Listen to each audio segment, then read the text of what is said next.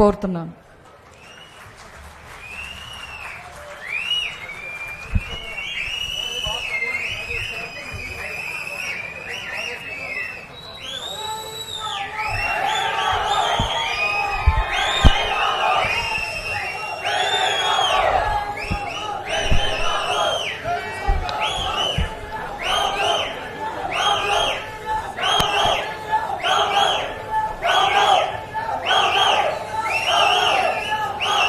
అందరికీ నా నమస్కారములు. నేను 2 రోజులైంది నేను నారవారిపల్లికి వెళ్ళి, అక్కడ వెళ్ళినప్పుడు నాకు నా కుటుంబంతో జరిగిన సంతోష ఘటనలు గుర్తుకొచ్చి నా గుండె పిండేసింది.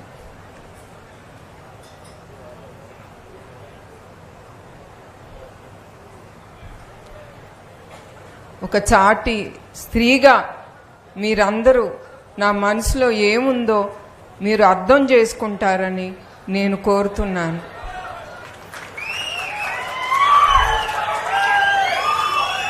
నేను ఇక్కడికి వచ్చింది రాజకీయాలు మాట్లాడటానికి కాదు, రాజకీయాలు చేయటానికి కాదు. ఇది మొదటిసారి నేను ఇట్లా పబ్లిక్ మీటింగ్లో రావటం. నేనేమన్నా తప్పుగా మాట్లాడితే నన్ను క్షమించండి. నిజం గెలవాలి అనే గురించి మీకు చెప్పటానికి నేను ఇక్కడికి వచ్చాను. నిజం గెలవాలి, అది ఒక పోరాటం. ఆ పోరాటం నా ఒక్కదాందే కాదు, ఈ పోరాటం మీ అందరిది. ఈ పోరాటం మన రాష్ట్రం కోసం, మన కోసం, మన బిడ్డల కోసం, మన భావి అట్లాంటి కుటుంబంలో పుట్టి పెరిగినందుకు నేను చాలా అదృష్టంగా నేను భావిస్తున్నాను. ఆ స్ఫూర్తితో చంద్రబాబు నాయుడు గారు రాష్ట్రాన్ని కానీ తెలుగుదేశం పార్టీని కానీ క్రమశిక్షణతో ఆయన ముందుకు తీసుకెళ్లారు. నందమూరి తారక రామారావు గారు నమ్మిన ప్రజల్లే దేవుళ్ళు అనే ఆ స్ఫూర్తితో చంద్రబాబు నాయుడు గారు ఎన్టీఆర్ ట్రస్ట్ నిర్మించారు. ఆ ట్రస్ట్ మేనేజింగ్ ట్రస్టీగా నేను నడిపిస్తున్నాను. ఆ ట్రస్ట్ ద్వారా చాలా సేవా కార్యక్రమాలు మేము చేపట్టాము. బ్లడ్ బ్యాంక్ కానీ, హెల్త్ క్యాంప్స్ కానీ చాలా నిర్వహించాము. అట్లానే ఇప్పటి వరకు 3000 అనాథ పిల్లలకి మేము చదువు చెప్పించాము, చెప్పిస్తున్నాము కూడా. ఈ మధ్యన తిరుపతిలో వరదలు వస్తే గవర్నమెంట్ రాకుండా ముందలే ఎన్టీఆర్ ట్రస్ట్ ముందుకొచ్చి ప్రతి కుటుంబం 49 కుటుంబాలు వాళ్ళకి అన్నీ అందించి ₹1,00,000 చెక్కు ట్రస్ట్ ద్వారా మేము అందించాము. మీ అందరికీ నేను చెప్పక్కర్లేదు చంద్రబాబు నాయుడు గారి గురించి. నాకంటే కూడా మీకే ఆయనకి బాగా తెలుసు. ఎందుకంటే ఆయన జీవితం అంతా ప్రజలు తెలుగుదేశం బిడ్డలు తప్ప ఎప్పుడు ఆయన కుటుంబం సెకండ్ ప్లేస్లోనే ఉంటున్నాము. ఆయన 45 ఏళ్ల రాజకీయ జీవితంలో 14 సంవత్సరాలు ఆయన సీఎంగా పరిపాలించారు ఆంధ్రప్రదేశ్ని. ఆ 14 ఏళ్ళు ఆయన ఆంధ్రప్రదేశ్ని ముందుకు తీసుకెళ్లాలని 25 సంవత్సరాల క్రితమే ఆయన హైటెక్ సిటీ కట్టారు. అప్పటికే 15 సంవత్సరాలు ముందలే ఆయన ఐటీ గురించి ఆలోచించి ఆ విజన్తో ఆయన హైటెక్ సిటీ కట్టారు.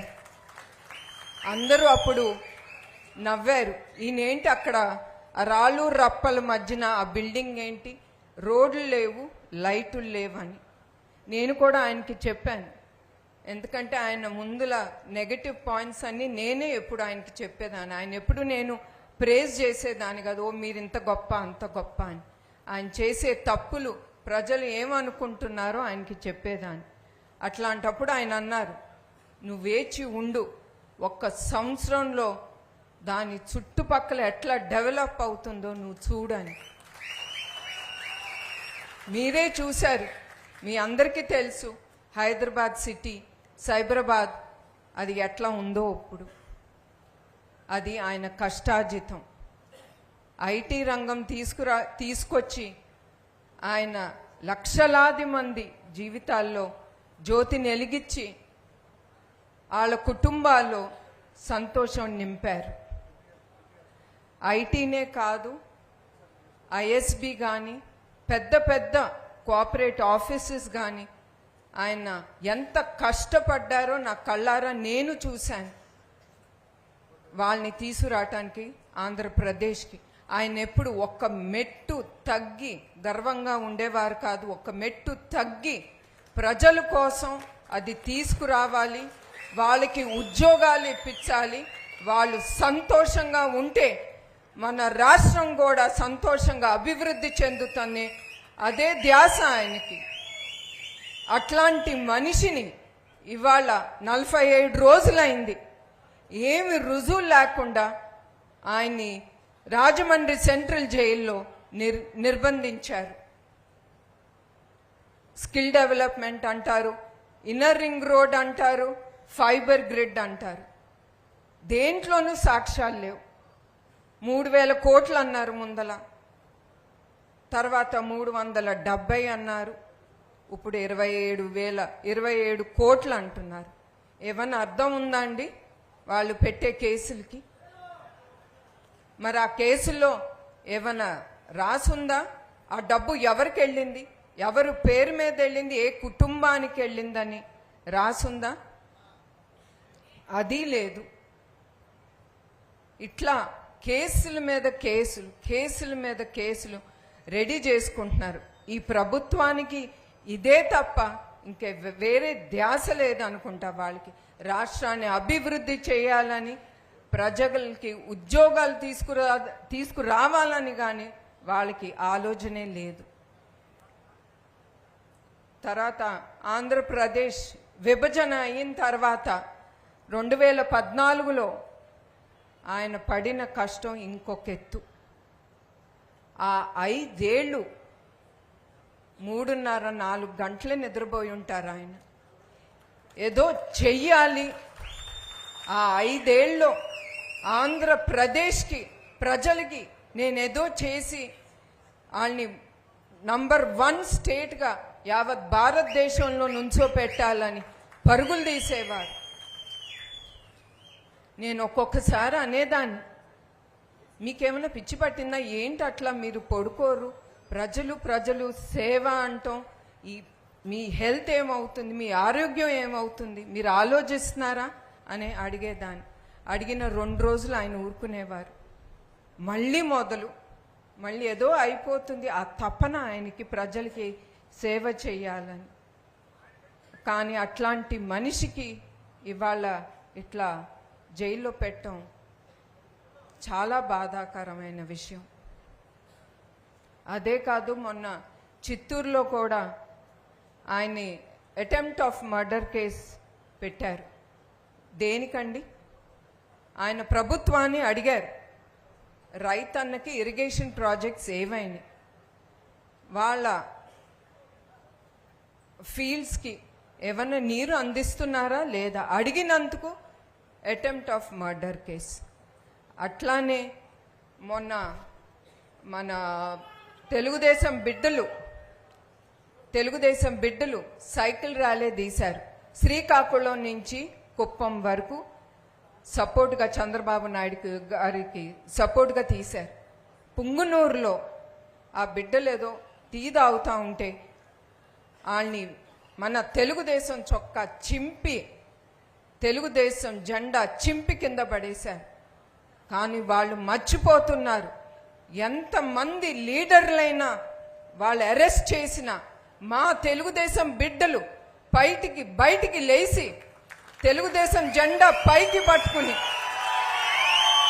ప్రజలతో ముందుకెళ్తారని వాళ్ళు మర్చిపోతున్నారు. వాళ్ళు రెచ్చగొడుతున్నారు మమ్మల్ని అందరినీ. మనందరం చెయ్యి కలిపి ముందుకెళ్దాం. ఇది మన పోరాటం అని ముందుకు తీసుకెళ్దాం ఈ పోరాటం. అట్లానే లోకేష్ యువగలం మొదలుపెట్టినప్పుడు, పాదయాత్ర చేసినప్పుడు అతను ఇచ్చే స్పీచ్ ఇచ్చే వ్యాన్ తీసుకెళ్ళిపోయారు, మైక్ తీసుకెళ్ళిపోయారు, అతను నుంచునే ఆ స్టూలు కూడా తీసుకెళ్ళిపోయారు. వాళ్ళ ఆలోచన ఎంత దిగజారుతుందో మీకు అర్థం అవ్వాలి.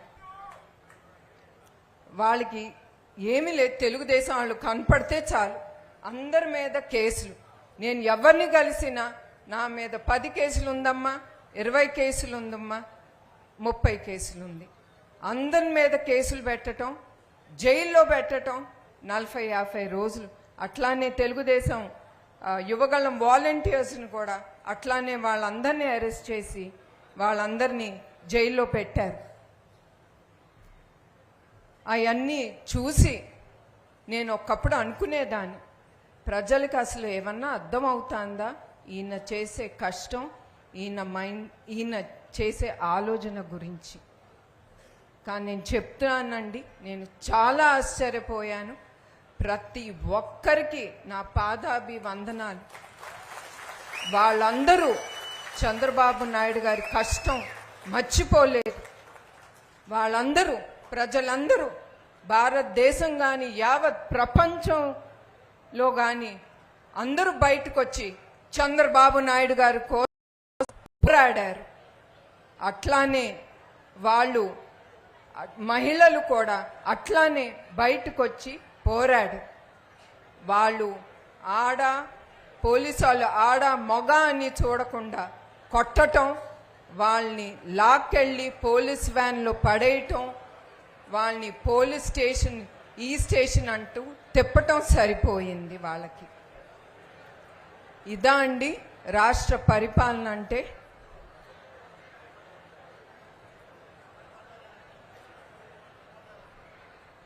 ప్రజలు ఎందుకు ఇట్లా బయటకు వచ్చి పోరాడారు?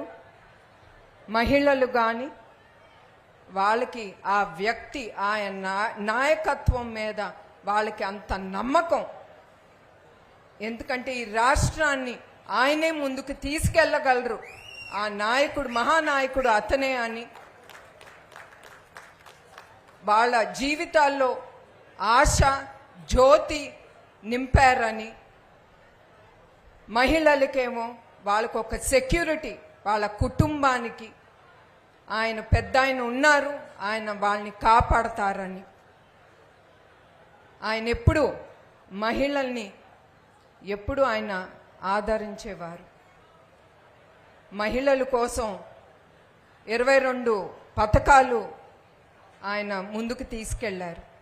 అట్లానే మొన్న మహానాడప్పుడు మహాశక్తి అనే పథకం ముందుకి తీసుకెళ్ళి రిలీజ్ చేశారు.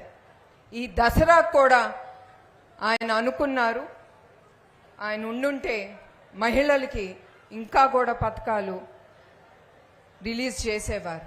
కానీ ఇప్పుడేమీ ఆలస్యం లేదు. ఆయన ఇవాళ కాపితే రేపైనా నిజం గెలుస్తుంది. ఆయన మీ ముందుకు వస్తారు. మహిళలకి ఇంకా సేవా భావనతో ఆయన పని చేస్తారు. ఈ రాష్ట్రం ఈ ప్రభుత్వం అనుకుంటుంది, అందుకే వీళ్ళందరూ ఇట్లా చేసేది. చంద్రబాబు నాయుడు గారు నిర్బంధిస్తే ఆయన మెంటల్గా ఫిజికల్గా వీక్ అవుతారు, ఆయన ఏం చేయలేరు. ఈ పార్టీ ఎక్కడికి చల్లా చెదరం అయిపోతుంది, దీన్ని ఎవరు ఏమీ చేయలేరని అదే ధ్యాసతో ఎలక్షన్ ముందలు ఇవన్నీ చేస్తున్నారు. కానీ వాళ్ళు మర్చిపోతున్నారు, చంద్రబాబు నాయుడు గారు చాలా స్ట్రాంగ్ పర్సనాలిటీ. ఆయన 45 ఏళ్ళు రాజకీయాల్లో ఉండిన వ్యక్తి. ఆయన చాలా ఎదుర్కొన్నారు. ఇదొక్కటి పెద్ద సమస్య కాదు ఆయనకి. ఆయన ఇంకా కూడా ధైర్యంగా ముందుకొస్తారు.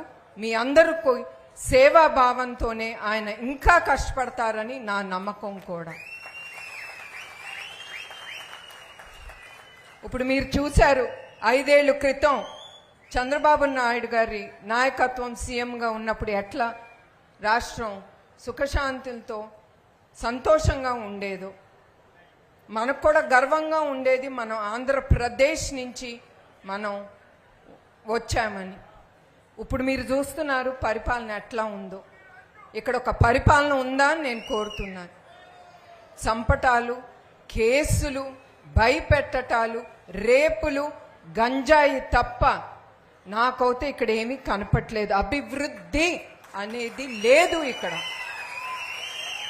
మరి మహిళలకు సెక్యూరిటీ అనేది లేకుండా పోయింది. బయటికి రోడ్డు మీద నడవాలంటే కూడా వాళ్ళకి భయం వేస్తుంది. ఇట్లా వాళ్ళకి ఎప్పుడు అవ్వకూడదని, ఏ స్టేట్కి ఈ ఇబ్బంది రాకూడదని, ఏ స్త్రీకి నా లాంటి ఇబ్బందులు కూడా కలగకూడదని నేను కోరుకుంటున్నాను. మనం భారతదేశం అంటే డెమోక్రాటిక్ స్టేట్ అంటారు. అంబేద్కర్ గారు రాసిన కాన్స్టిట్యూషన్లో ఏముందండి?